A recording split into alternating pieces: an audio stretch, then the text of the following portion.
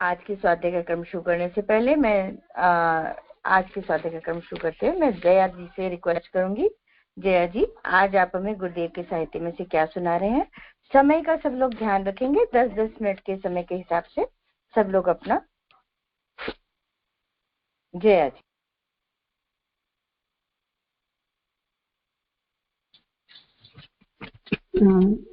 सभी को प्रणाम। जय गुरुदेव। मेरी आवाज आ रही है दीदी? जी बिल्कुल क्लियर है। हाँ जी। आज मैं गुरुदेव की अखंड ज्योति से पढ़ने जा रही हूँ संस्कार काटने का ज्ञान और विज्ञान। इसमें गुरु जो है अपने शिष्य को भोग क्या होते हैं और संस्कार क्या होते हैं इसको विज्ञान से जोड़कर समझा रहे हैं। शरद एवं बर्फीली हवाएं चल रही थी। उत्तर भारत क्षेत्र में जनवरी माह में वैसे ही न्यूनतम तापमान 2 डिग्री सेंटीग्रेड तक पहुंच जाता है। हड्डियों को जमा देने वाली ठंडी हवा के चलने से हवा शीतलहर में परिवर्तित हो गई थी। चारों ओर सफेद कोहरे की मोटी चादर ओढ़कर दोपहर की ढलती सांझ के समान लग रही थी। पिछले कई दिनों से मौसम का भीषणतम शरद रूप अपने चरम पर था। केवल कड़कड़ाती ठंडी हवा हर सन्नाटे को चीरकर साए साए की दहशत भरी आवाज निकाल रही थी। ऐसी प्रचंड शरद मौसम में अर्पित अपने धुन में मगन होकर खेती की मेड़ से साइकिल चलाता हुआ आ रहा था। अर्पित जंगलों की पगडंडियों एवं खेतों की मेड़ों में साइकिल चलाने के लिए अभ्यस्त हो गया था, क्योंकि उसके गुरु भगवतानंद जी महाराज के आश्रम के आसपास खेत खलिहान जंगल ही तो थे। आश्रम गांव से दूर नदी के किनारे अवस्थित था, जिसके पास से कोई पक्की कच्ची सड़क नहीं निकलती थी। इसलिए अर्पित को वहां की पगडंडियों से गुजरने का अभ्यास हो गया था। नदी की पश्चिम दिशा में आश्रम था और पूर्व दिशा में जंगल था। अर्पित अपनी साइकिल में हरी सब्जियां, गेहूं एवं कुश की चटाई आदि बांध कर आ रहा था। उसकी दाईं ओर नदी थी। नदी के पार प्रकृति का सुरभ्य मनोहारी एवं विहंगम दृश्य था। प्रातःकालीन अरुणोदय का दृश्य अर्पित के लिए ध्यान की धारणा थी। वह ब्रह्म गायत्री जप करते समय इसी उदय कालीन अरुणिम सविता देवता का ध्यान करता था। बीच बीच में विहंगों के कलरव के मध्य मोर की आवाज में उसका अंतर मन झूम उठता था। गुरु के अलावा प्रकृति ही तो उसकी मित्र, बंधु, बांधव एवं सर्वस्व थी। अर्पित अपने गुरु के समस्त कार्यों को भक्ति पूर्वक ऐसे संपन्न करता था जैसे वह जप, ध्यान और साधना कर रहा हो। अर्पित प्रकृति की इस सुरभित परंतु शरद मौसम में साइकिल चलाते चलाते अपने दिन भर के कार्यों को सोचता आ रहा था। उसके पास ढेर सारे अलग अलग काम रहते थे।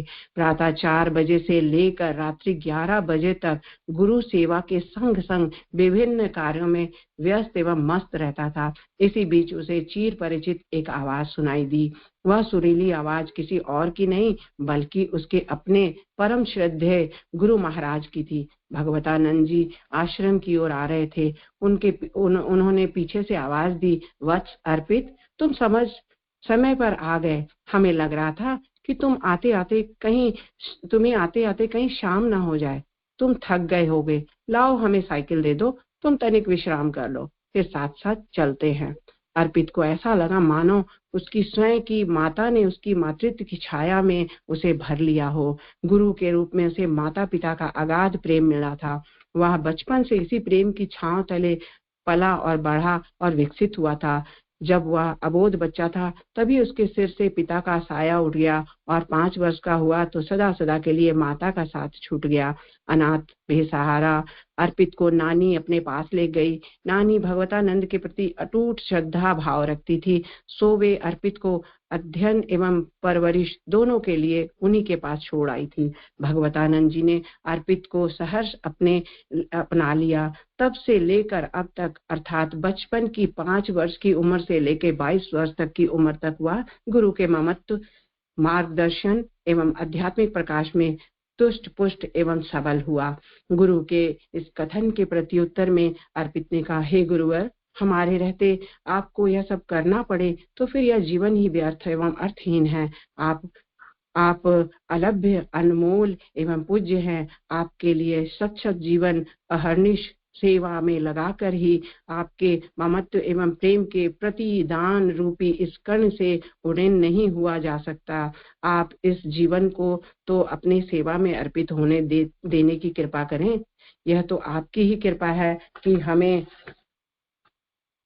हमें आपका दिव्य एवं देव दुर्लभ सानिध्य मिल सका, अन्यथा हम तो आपकी चरण रज के लायक भी नहीं हैं, अतः हमें इस सेवा से वंचित ना करें। भगवतानंद जी ने कहा, अच्छा चलो तुम भी चलाओ। यह कहकर वे अर्पित को कुछ काम की बातें बताने लगे। अर्पित बचपन से ही उनके प्रति इसी सेवा और प्रेम भाव से सराबोर था, इसलिए उन्होंने उसका नाम अर्पित रख दिया था। अर्पित अपने गुरु के साथ आश्रम पहुंचा। घने कोहरे के कारण शाम का एहसास हो चला था।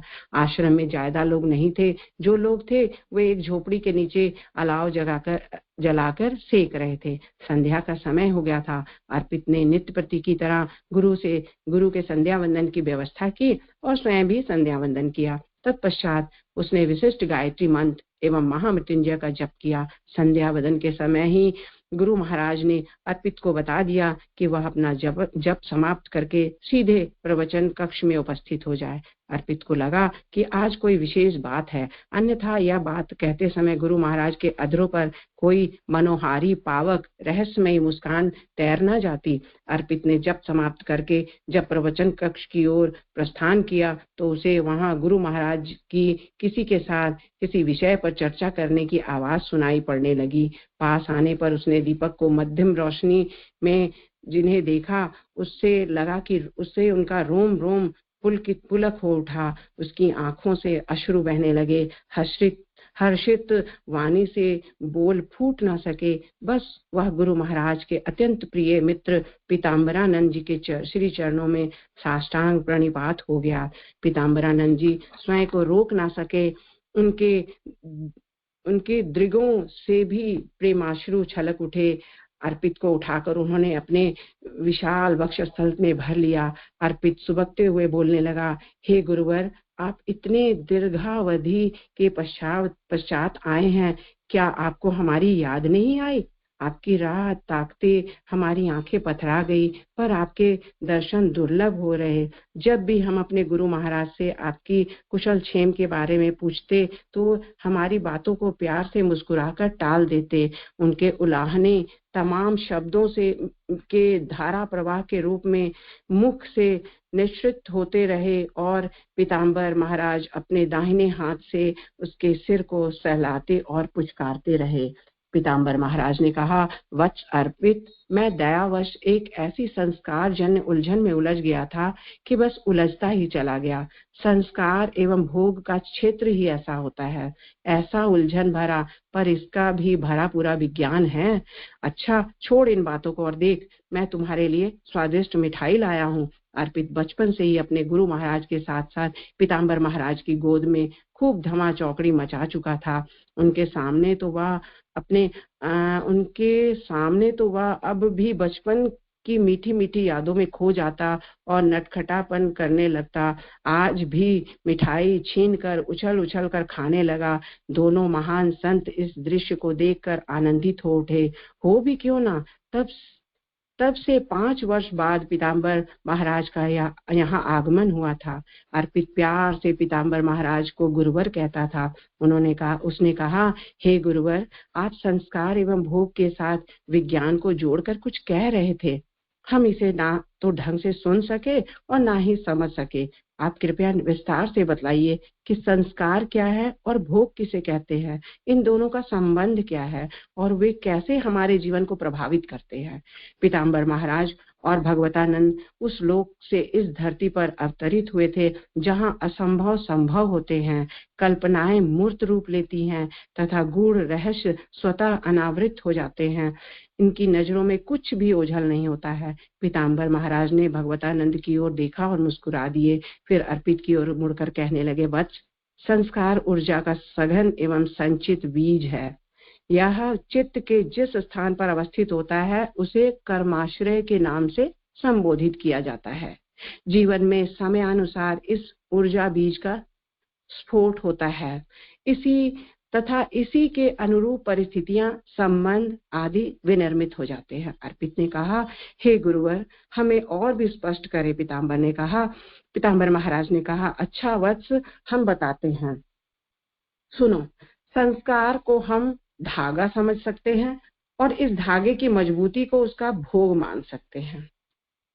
धागे की मजबूती को उसका भोग मान सकते हैं। लोहे के सिलेंडर को संस्कार कहें तो उसके अंदर विद्यमान गैस को भोग कह सकते हैं। यदि धागे से उसकी मजबूती के बल को हटा दिया जाए तो धागा आसानी से टूट जाता है। यदि सिलेंडर से गैस को निकाल दिया जाए तो सिलेंडर विस्फोट नहीं करेगा।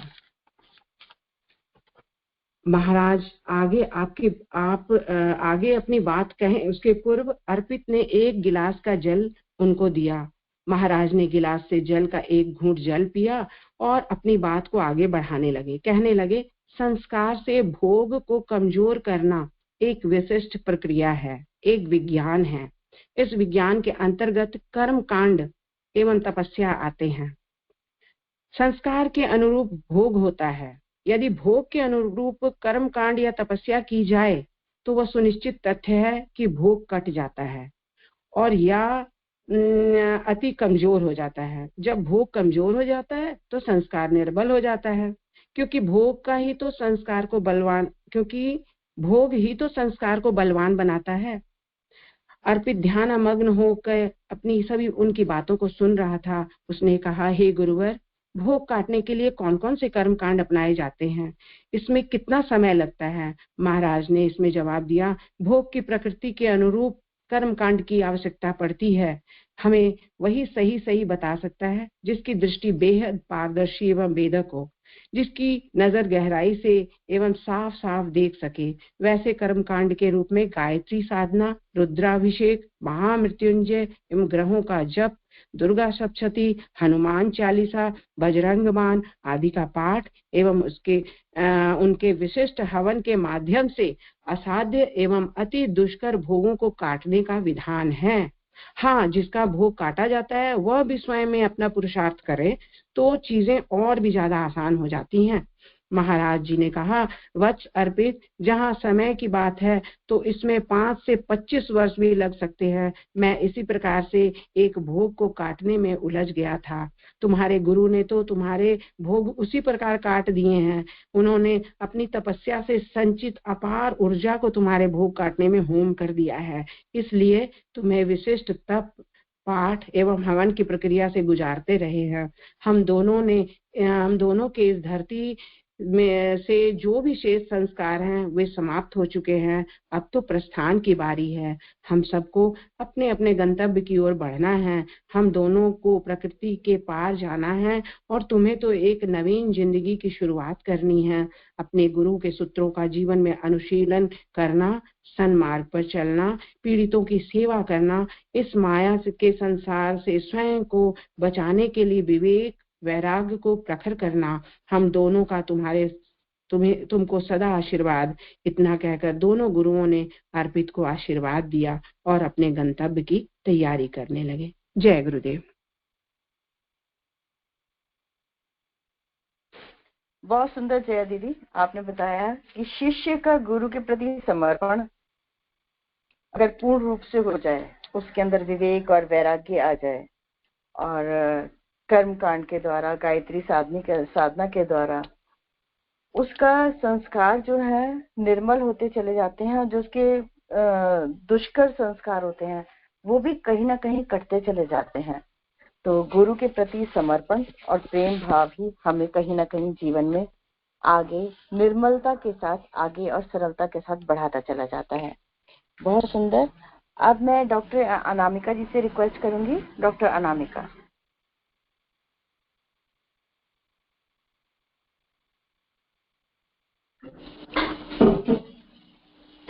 जय गुरुदेव। आज मैं अखंड ज्योति से एक टॉपिक लेती हूँ, गुरुदेव के बारे में है। परम पूज्य गुरुदेव का व्यवहार दर्शन। आज की दयनीय दुर्दशा से ग्रस्त शरीर बल और बुद्धि बल से हीन मानव को इस विपन्नता से छूटने का पथ प्रदर्शन करने के लिए गुरुदेव एक व्यवहार दर्शन की तरह अवतरित हुए। वाणी और लेखनी से संभवतः यह कार्य संभव न हो पाता जो उन्होंने अपना उदाहरण प्रस्तुत करके दिखा दिया।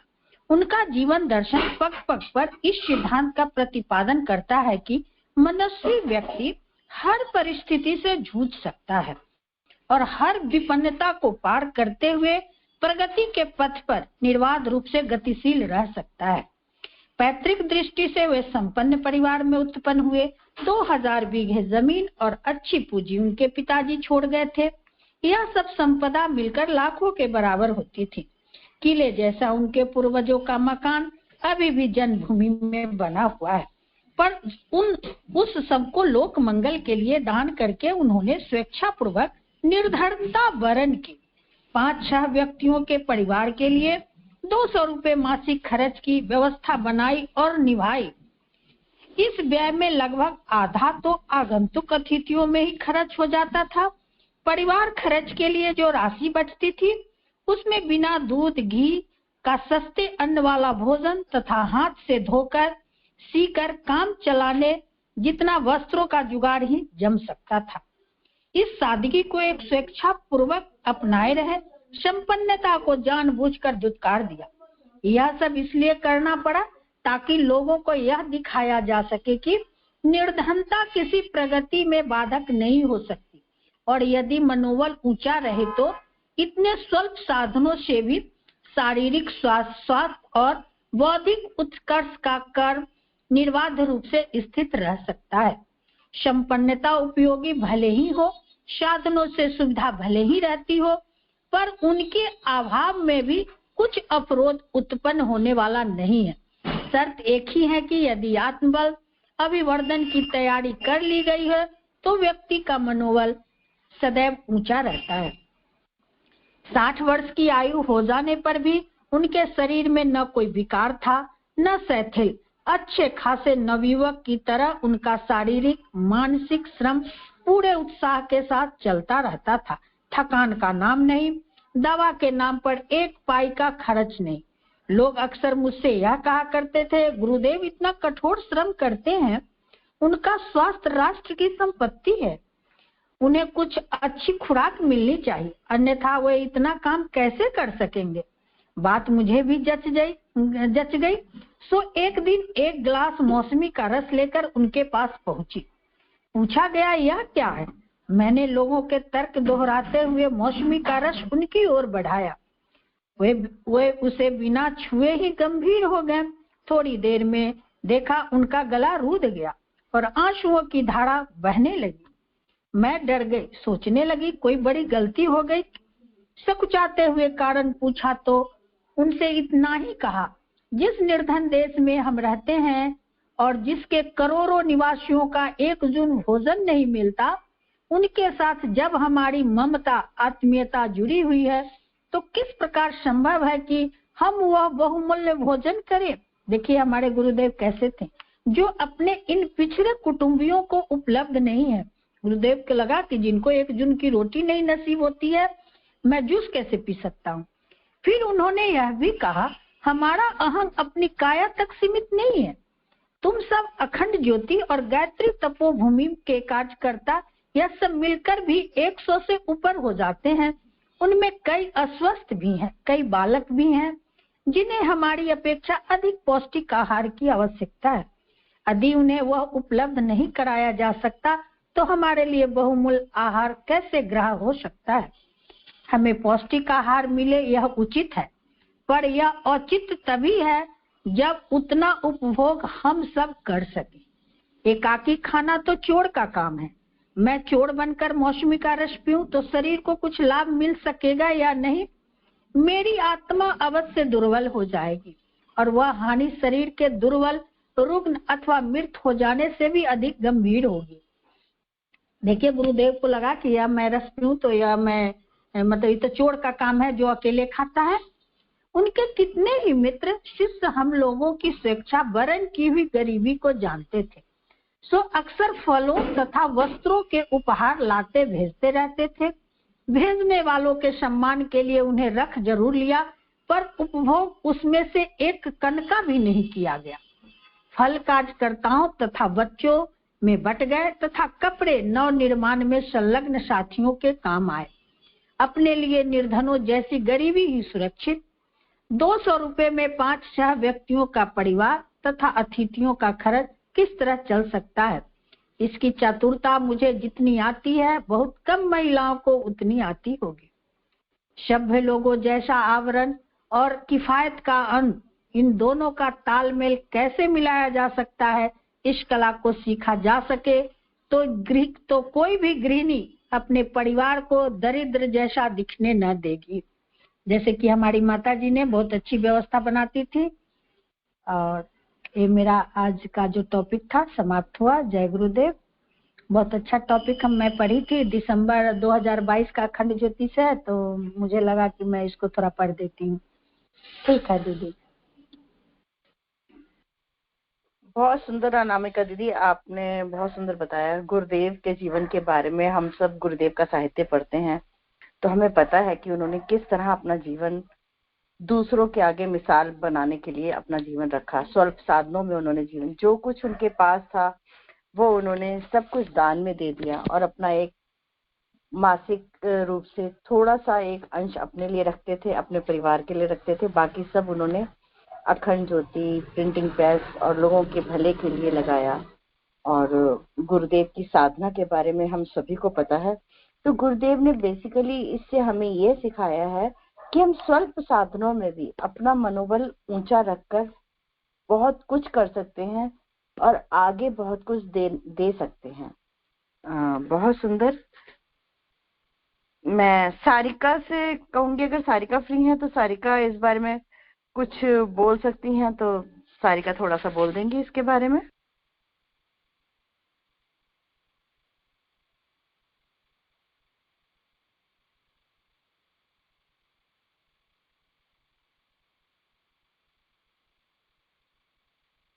आई थिंक सारिका भी बिजी हैं। आगे मैं उषा जी से रिक्वेस्ट करूंगी। उषा जी, आप हमें गुरुदेव के साहित्य में से क्या बताएंगी? हेलो, प्रणाम दीदी। जय गुरुदेव सभी को। दीदी आवाज ठीक आ रही है मेरी? जी बिल्कुल ठीक। हम अखंड ज्योति मई का एक लेख पढ़ने जा रही हूँ मैं दीदी। शरणागत वत्सल है भगवान। वर्षों की तप साधना से तपकर संत करुणादास जी सचमुच कुंदन बनकर निकले थे। सदगुरु के सानिध्य में रहकर वर्षों तक की गई कठोर तप साधना के फलस्वरूप आत्म ज्योति की जगमगाहट उनके रोम रोम से प्रस्फुटित हो रही थी। अपने गुरु की आज्ञा शिरोधार्य कर जब वे अब जन जन के हृदय में ज्ञान की ज्योति जलाने निकले थे, इसी क्रम में वे आज हरिपुर गांव पहुंचे थे।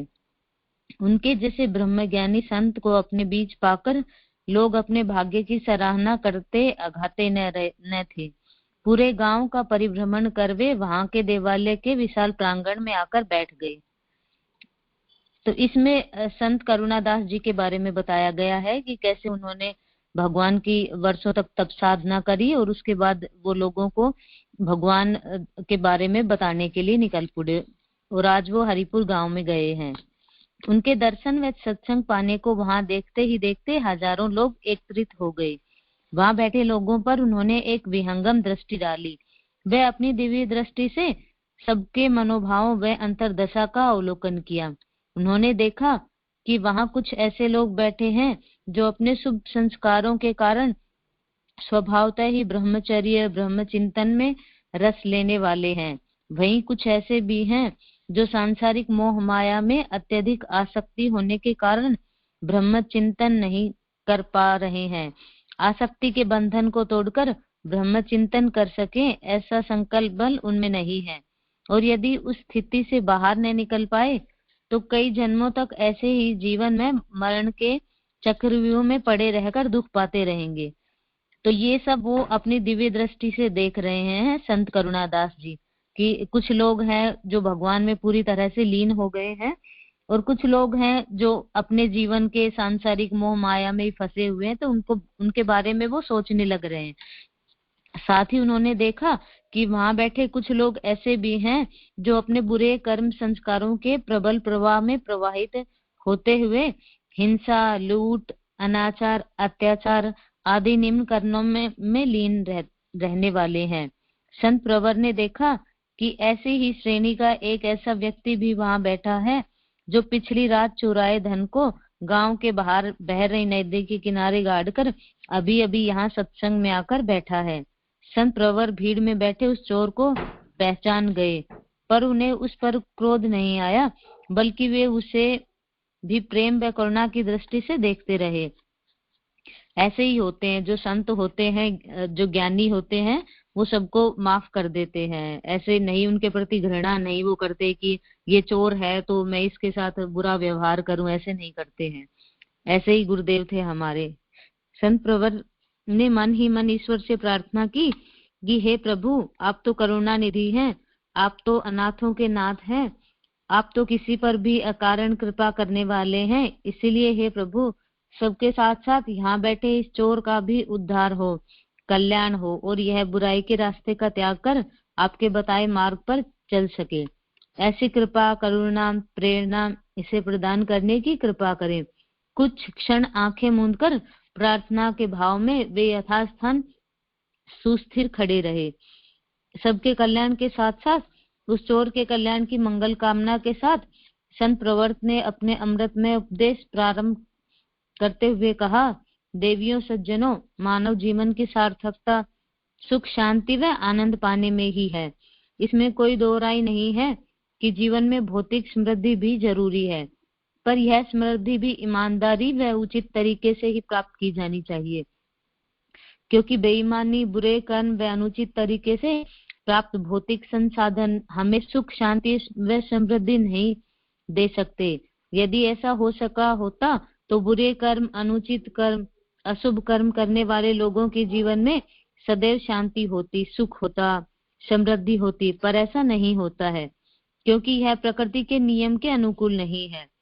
अनुचित तरीके से प्राप्त धन हमें दुखी व दरिद्र बनाता है, वहीं ईमानदारी से अर्जित धन से हमें आत्म संतोष होता है। हमारे जीवन में सचमुच सुख, शांति व समृद्धि आती है।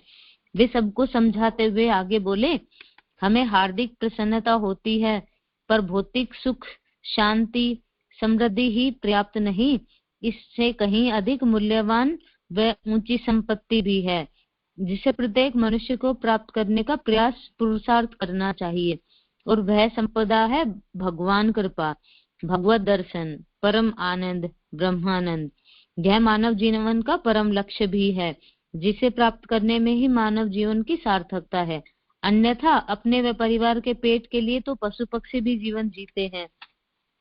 बड़े भाग्यशाली वे हैं जो लोग अपने उत्तम व पुण्य संस्कारों के कारण भगवत प्रेमी हैं, जो भगवत भजन, भगवत कथा, भगवत ध्यान में रस लेते हैं और अपनी आत्मा में अलौकिक आनंद पाते हैं और अपने अहरनिश प्रयास से अपने जीवन के परम लक्ष्य को प्राप्त करते हैं। ऐसे उत्तम संस्कार संपन्न लोगों को अपनी साधना तीव्रतर करते रहना चाहिए, जिससे वे शीघ्र ही भगवत प्राप्ति कर सकें। पर कुछ ऐसे भी हैं जिसमें भगवान को पाने की चाहत तो है, पर संकल्प बल, आत्मबल कमजोर होने के कारण ऐसा नहीं कर पाते। वे भगवत भजन करते हैं, पर इसमें उनका मन नहीं लगता। वे ध्यान में बैठते हैं, पर मन की चंचलता ध्यान में डूबने नहीं देती। उनके लिए उचित यह है कि वे अपने बारंबार अपने हृदय में भगवान के सगुण साकार या निर्गुण निराकार स्वरूप का ध्यान करते रहें, उनकी भक्ति करते रहें, स्वाध्याय करते रहें। संतों, साधकों, योगियों के जीवन वृतांत, आत्मकथा को पढ़कर उनके जीवन से प्रेरणा लेते रहें और अपने संकल्प को बलवान बनाते रहें, जिससे कि वे सांसारिक बंधनों व आसक्ति का परित्याग कर भगवान में जीवन जी सके और अपनी साधना में निरंतरता बनाए रखकर भगवत कृपा प्राप्त करें। वैसे लोग जिन्हें भगवत भजन, सुमिरन, ध्यान में बिल्कुल भी रुचि नहीं, उल्टे वे घोर तामसिक प्रवृत्ति के होने के कारण स्वभावतः ही बुरे कर्मों की ओर आकर्षित होते हैं, उनमें लिप्त रहते हैं। ऐसे लोगों के लिए यही उचित है कि वे सत्संग करें, साधु व बुद्ध पुरुषों का यथासंभव सानिध्य प्राप्त करें, दूसरों का बुरा करने के बजाय उनका भला करने की सोचें, सदैव दूसरों की सेवा सहायता करें। स्वयं को बुराइयों से बचाने के लिए भगवान से आकुल पुकार करें, प्रार्थना करें। भगवान की कृपा पाने के लिए भगवत भजन सुमिरन करें। ऐसा करने से बुरे व्यक्ति का भी चित्त धुल जाएगा। संत प्रवर फिर बोले, बुरे से बुरा व्यक्ति भी सच्चे हृदय से यदि भगवान की शरण में जाता है तो भगवान उसके संपूर्ण पापों को से मुक्त कर देते हैं।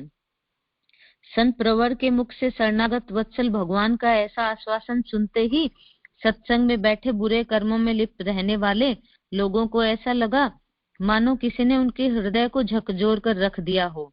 संत प्रवर द्वारा उच्चारित भगवान की यह वाणी वहां बैठे चोर के हृदय में भी उतर गई। उसे अपने किए का घोर पश्चाताप हुआ। ग्लानि के मारे उसका हृदय फटा जा रहा था।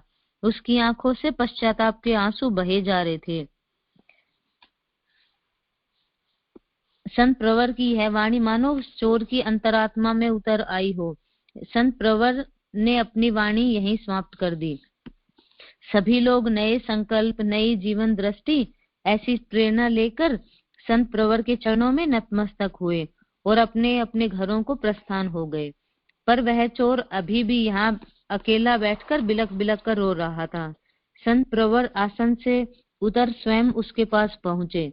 वह चोर संत प्रवर के चरणों से लिपटकर और भी अधिक फूट फूट कर रोने लगा, विलाप करने लगा और अपने कुकृत्यों पर पश्चाताप करने लगा। वह संत प्रवर को अपने सभी कुकृत्यों के विषय में बताने लगा। संत करुणादास ने उसे उठाकर अपने गले से लगा लिया, स्वयं उसके आंसू पोंछे और बोले, वत्स तू चिंता न कर। आंखों से बहते हुए पश्चाताप और ग्लानि के तुम्हारे आंसुओं को देखकर मैं समझ चुका हूँ कि अब तुम वह नहीं हो जो सत्संग में आने से पूर्व थे। चलो, तुम हमारे साथ चलो, मैं तुम्हारे उद्धार का मार्ग अवश्य प्रशस्त करूंगा। वह व्यक्ति संत प्रवर के साथ चल पड़ा। उसके सानिध्य में रहकर अनवरत साधना करने लगा और अंततः निष्पाप होकर भगवत कृपा का अधिकारी बना। सभी को प्रणाम। जय गुरुदेव दीदी। बहुत सुंदर दीदी, आपने बहुत सुंदर कहानी के थ्रू हमें समझाया कि कैसे संत प्रवर ने जब चारों तरफ अपने जो लोग आए हुए थे उनके ऊपर दृष्टि डाली तो सबके मनोभावों को उन्होंने पहचान लिया और उन्होंने एक चोर को उसमें देखा कि एक चोर भी है जो पहले दिन चोरी करके लूट का सामान जो है वो एक नदी के किनारे दबा आया था।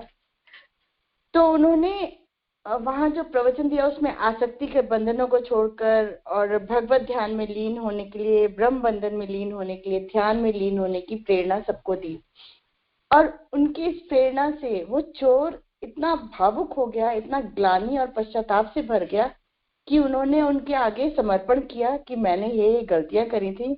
और कहीं ना कहीं जब वो संत प्रवर की शरण में आया, उन्होंने उसको दीक्षा दी, उसके अपने साथ रखा, तो उसका पूरा आंतरिक बाह्य रूप से पूरी तरह कायाकल्प हो गया। तो कैसे गुरु एक क्षण भर में अपने शिष्य का कायाकल्प कर देते हैं, अविस्मरणीय, बहुत सुंदर। अब मैं लता जी से रिक्वेस्ट करूंगी, वो हमें गुरुदेव के साहित्य में क्या बता रही हैं।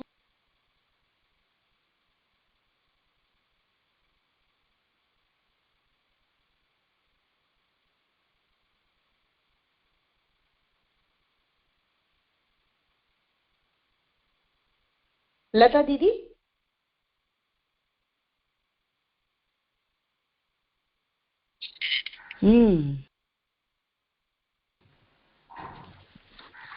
जय गुरुदेव, मेरी आवाज आ रही है? जी बिल्कुल क्लियर। हाँ। जब आए घर पर यमदूत के दूत, ये मैं ले रही हूँ अखंड ज्योति 2018 की अगस्त 2018। एक सच्ची घटना पर है, छोटी सी कहानी है, एक और सुनाऊंगी, 2 सुनाऊंगी। बात नवंबर 1957 की है। वाराणसी जनपद के सकल डीहा स्टेशन से 3 कोस उत्तर की ओर एक गांव है, प्रभुपुर। उसी गांव में भांगरी नामक एक मुसलमान स्त्री की पड़ोसी महिला संघातिक रोग से पीड़ित थी। भांगरी उसकी बीमारी का समाचार सुनकर उस स्त्री को देखने गई उसे देखने के पश्चात ज्यों ही वह लौटकर अपने घर आई तो अचानक ही उसकी मृत्यु हो गई। अपने घर से उस बीमार स्त्री के पास जाने से पहले बिल्कुल ही स्वस्थ थी। उसे किसी प्रकार का कोई रोग नहीं था। भांगरी मुसलमान थी। उसे मुसलमानी प्रथा के अनुसार दफनाने की क्रिया प्रारंभ कर दी गई। उसे दफनाने के लिए गांव से बाहर जंगल के कब्रिस्तान में एक गड्ढा भी खोद लिया गया और भांगरी के शव को वस्त्रों से लपेटकर सी दिया गया। किंतु जब उसे कब्र में दफनाने के लिए रखा जाने लगा तो वह एकाएक जीवित हो गई। उसके मुख से कुछ अव्यक्त से शब्द निकले। उसने अपने हाथ के संकेत से अपने मुख पर से कपड़ा हटाने के लिए कहा। जब उसके मुख पर से कपड़ा हटाया गया तो उस समय लोगों ने बड़े ही आश्चर्य के साथ देखा कि उसका सिर जो पहले ठीक ठाक था, अब उसमें जलने की 3 निशान बने हैं, मानो किसी ने उसे त्रिशूल गरम कर दाग दिया हो। उसके कुछ केश भी जल गए थे। बाद में जब तक भांगरी जीवित रही तब तक वे केश बराबर जले ही रहे। वह त्रिशूल का निशान भी उसके मरने तक बराबर इसी प्रकार बना रहा।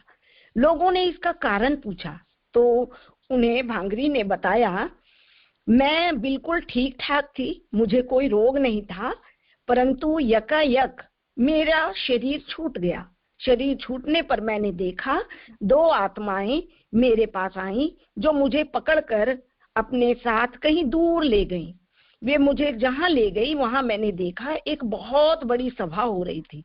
उस सभा के मध्य में एक ऊंचे आसन पर एक बड़ा ही तेजस्वी व्यक्ति बैठा हुआ था।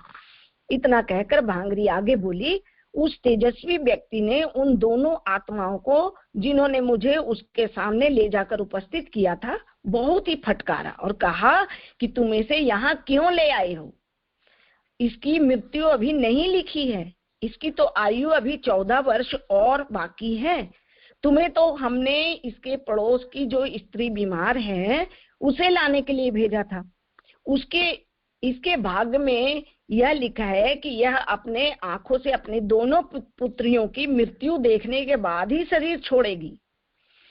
अब तुम इसे वापस इसके शरीर में छोड़ कर आओ। इसके हित की दृष्टि से त्रिशूल से इसके सिर को दाग दो ताकि इसे शरीर रहते यहाँ तक आने की बात याद रहे, या पापों से बचे। देखिए उसके हित में सोचा गया। ये उन आत्माओं से उस तेजस्वी पुरुष की बात सुनकर मेरे माथे पर त्रिशूल से प्रहार कर दिया। इसी कारण मेरे सिर के केश जल गए और मेरे सिर पर उनका लगाया त्रिशूल का निशान अभी तक बना हुआ है। भांगरी की बताई हुई चारों ही बातें सत्य सिद्ध हुई। उसके सिर पर यमदूतों का द्वारा लगाया गया निशान जीवन भर बना रहा। जिस समय भांगरी को पुनर्जीवन मिला उसी समय उसकी पड़ोस की बीमार स्त्री देहावसान हो गया। 14 वर्ष के भीतर ही भांगरी के सामने उसकी दोनों लड़कियों का देहावसान हो गया। उनके मरने का दुख उसे आंखों से देखने को मिला। 14 वर्ष पूरे करने के बाद 15वें वर्ष में उसकी मृत्यु हो गई।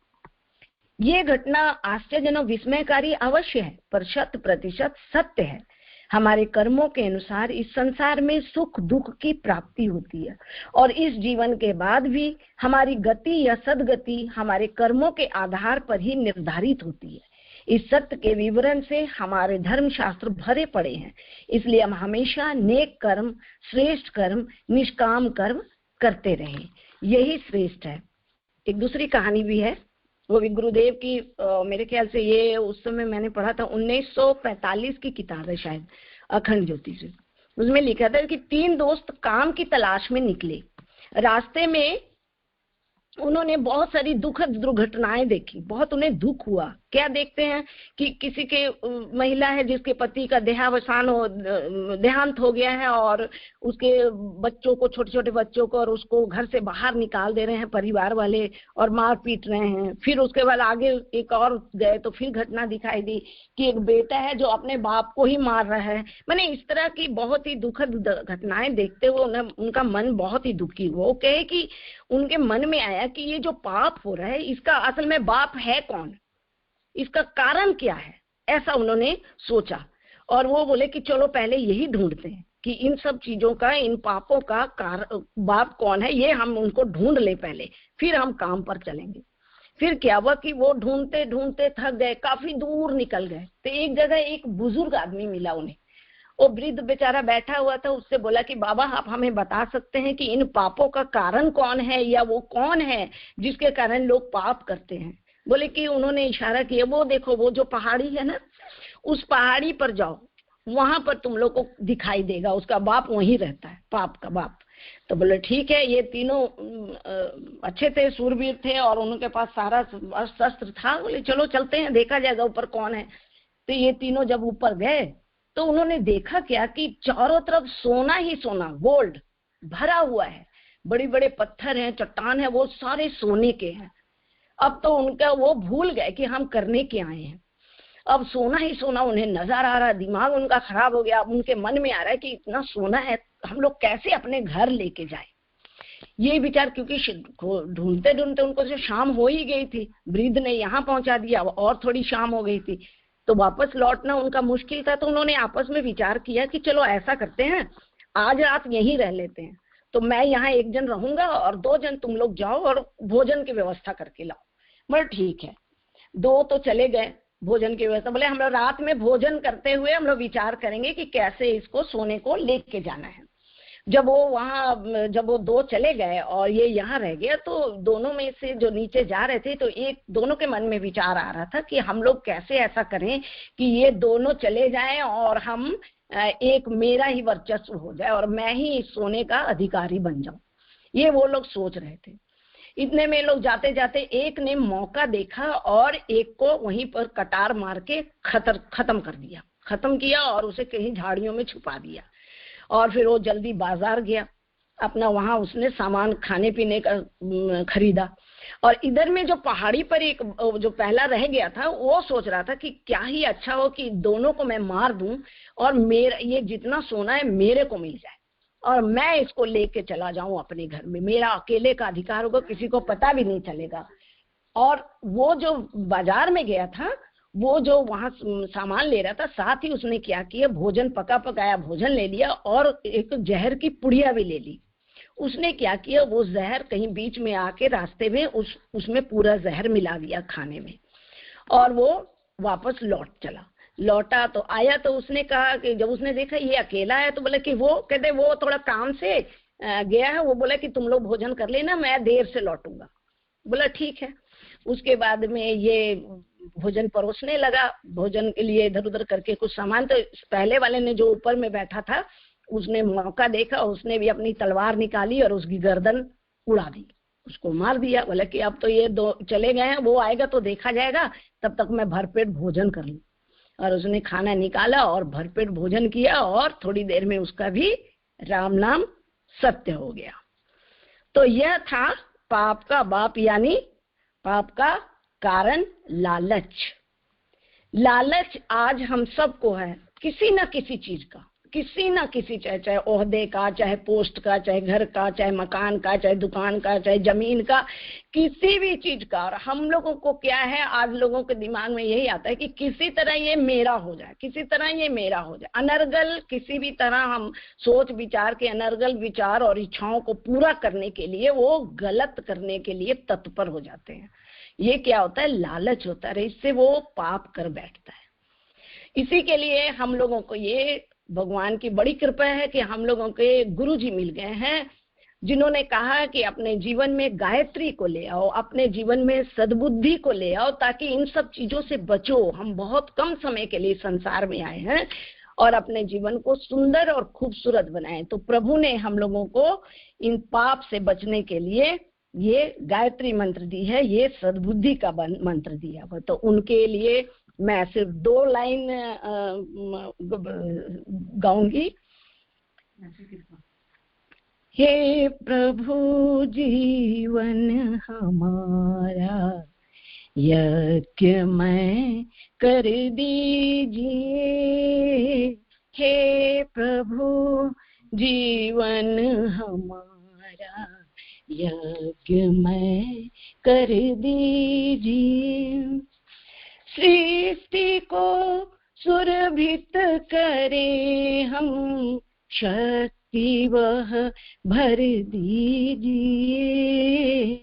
हे प्रभु जीवन हमारा यज्ञ में कर दीजिए। जय गुरुदेव।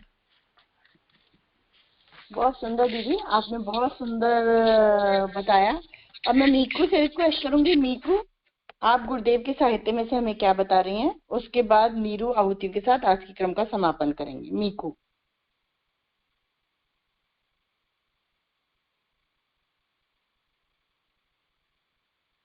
सभी को प्रणाम। आज मैं गुरुदेव के अखंड ज्योति से टॉपिक पढ़ने जा रही हूँ, घरेलू मसाले धनिया के औषधीय गुण। गुरुदेव बताते हैं, घर की रसोई किसी औषधालय से कम नहीं है। घर में प्रयुक्त किए जाने वाले मसाले हम अपने औषधीय गुण के कारण घरेलू चिकित्सा के प्रयोग में लाए जाते हैं।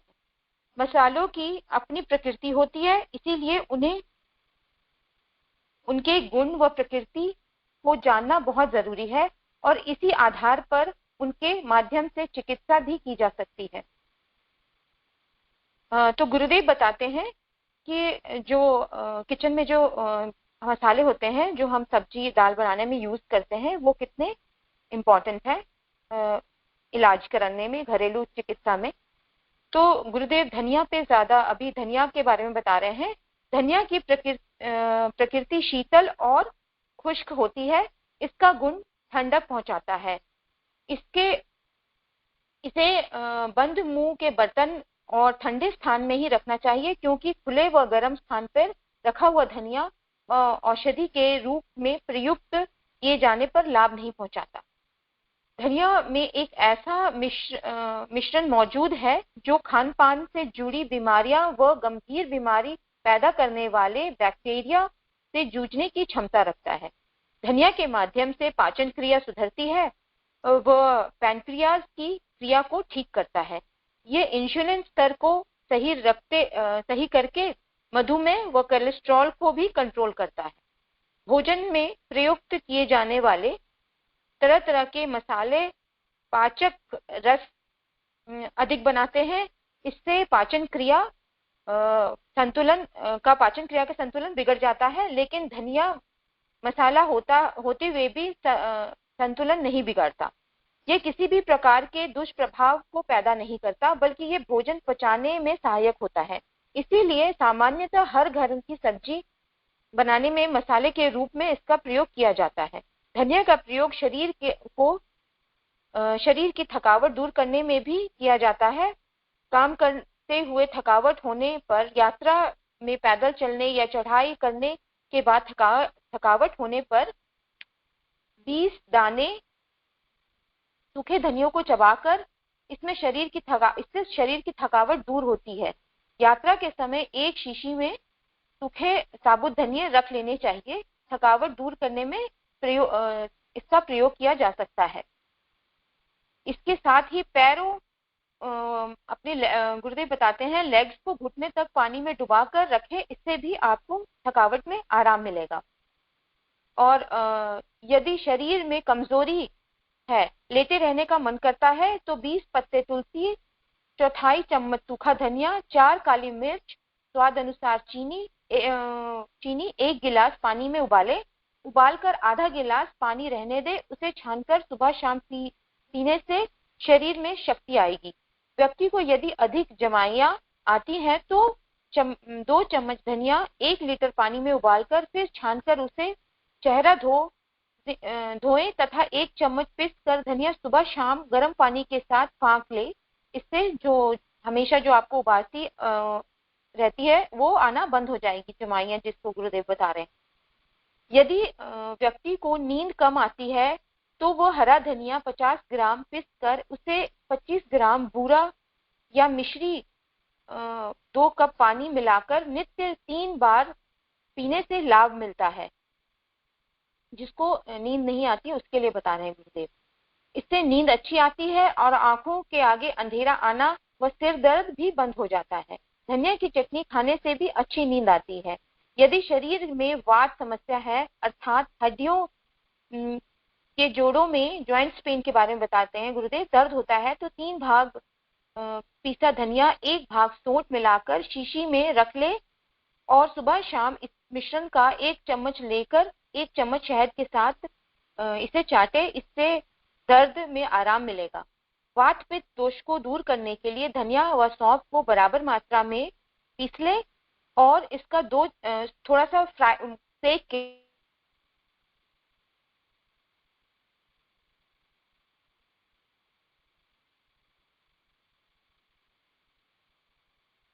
मीकू, आपकी आवाज नहीं आ रही है। मीकू, इससे मसूड़ों इसको भूनकर पीस ले और 2-2 चम्मच। यदि मसूड़े कमजोर हैं हो जाएंगे। यदि दस्त लगे हैं तो पेट में गैस बनती हो तो 1 चम्मच साबुत धनिया 1 चम्मच चीनी के साथ चबा चबा कर खाएं और बाद में पानी पी ले। इससे दस्त व पेट के रोग में लाभ होगा। इसके अलावा रात में धनिया का पानी भिगोकर रख दे और प्रातः इस पानी को छानकर बूरा या शक्कर मिलाकर पी ले, इससे भी लाभ होगा। पाचन क्रिया ठीक करने के लिए भोजन करने के बाद आधा चम्मच साबुत धनिया चबाएं। इसको चबाने से निकलने वाले रस को निगल जाए और छिलके को बाहर निकाल दे। इससे पाचन शक्ति बढ़ेगी, खाया हुआ भोजन जल्दी पच जाएगा, भूख भी अच्छी लगेगी। यदि पेट में कब्ज हो 2 चम्मच पीसा हुआ सूखा धनिया रात को पानी के साथ फाँक ले, इससे पेट साफ हो जाएगा। आज की कमजोरियां, अपच, गैस, कब्ज दूर करने के लिए 5 ग्राम धनिया पाउडर स्वादानुसार काली मिर्च व नमक मिलाकर सुबह शाम भोजन के बाद पानी से फाँक ले। पेट दर्द व गैस से राहत पाने के लिए पीसा हुआ धनिया व मिश्री की समान मात्रा मिलाकर सुबह शाम 1-1 चम्मच पानी के साथ फाँक ले, शीघ्र राहत मिलेगी। यदि सिर दर्द हो रहा है तो 4 चम्मच धनिया और 2 चम्मच मिश्री 1 गिलास पानी में उबाल ले, आधा पानी रहने पर छान ले और इसे पी जाएं। इससे सर्दी जुकाम से उत्पन्न सिर दर्द ठीक हो जाएगा। पीसी हुई सूखी धनिया को पानी में डालकर उसका लेप बनाकर सिर पर लगाने से माइग्रेन जैसे दर्द में भी शीघ्र राहत मिलती है। चक्कर आने पर बराबर मात्रा में धनिया सौंफ पीसकर 1 शीशी में रख ले, सुबह शाम गर्म पानी के साथ फाँक ले, इससे आराम मिलेगा। जिनको चक्कर या आने में प्रॉब्लम है और धनिया का पेस्ट बनाकर फोरहेड और अपने हेड पे लगाइए, इससे माइग्रेन से भी आराम मिलेगा।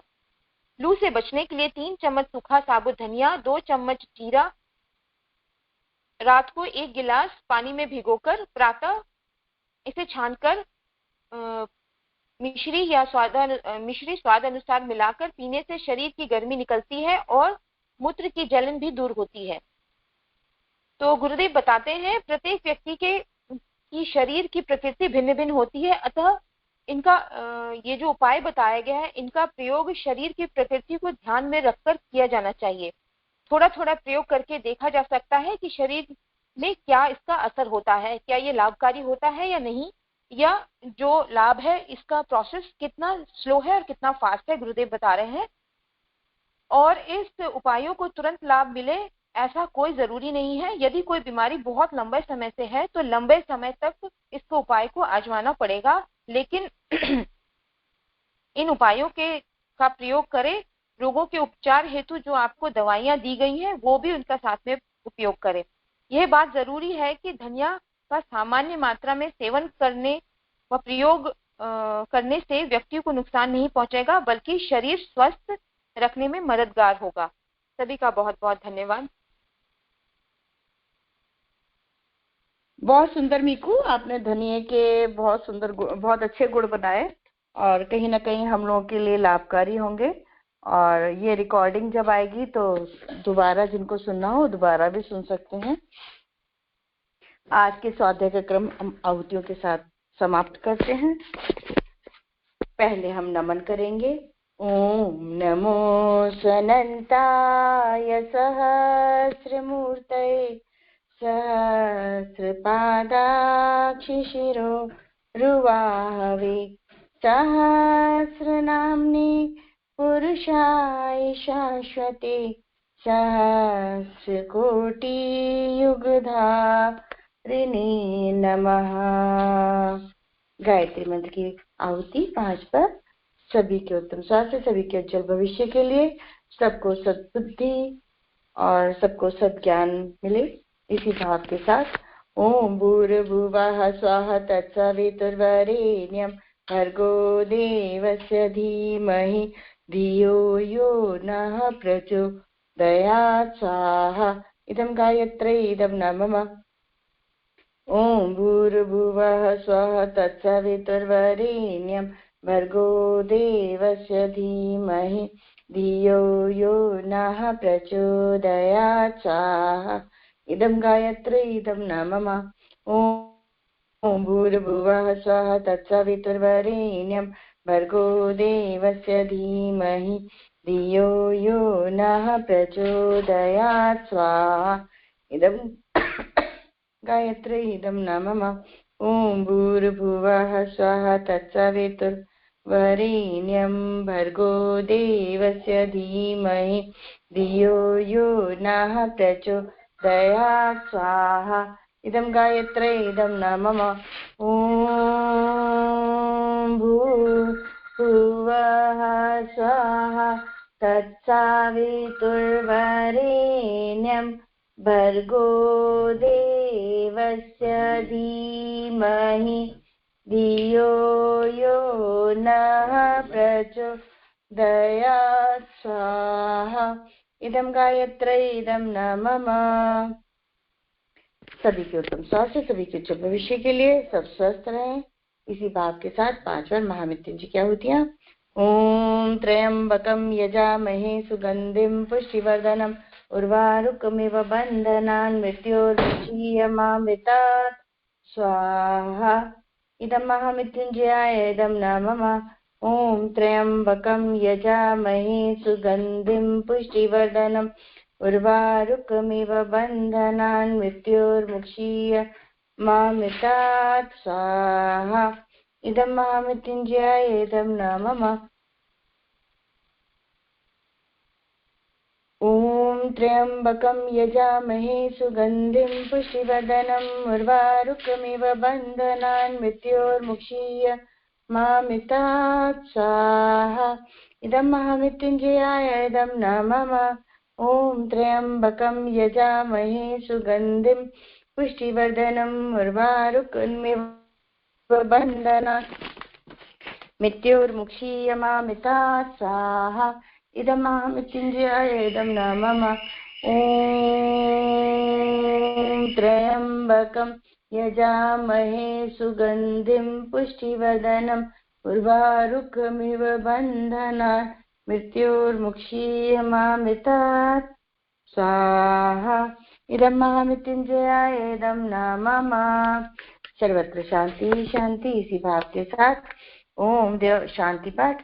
ओम देव शांति अंतरिक्षं शांति पृथिवी शांतिरापः शांतिरोषधयः शांतिः वनस्पतयः शांतिर्विश्वे देवाः शांति ब्रह्म शांतिः सर्वगं शांतिः शांतिरेव शांतिः सामा शांतिरेधि।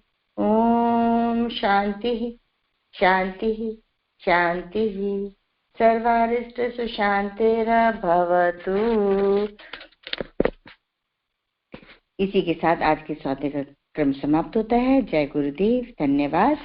दोपहर में हम 1:40 पर ज्योति अवतरण साधना, 1:30 बजे ज्योति अवतरण साधना, 5:40 पर गायत्री चालीसा, 6 बजे नाद योग साधना में हम सब फिर से मिलेंगे। धन्यवाद।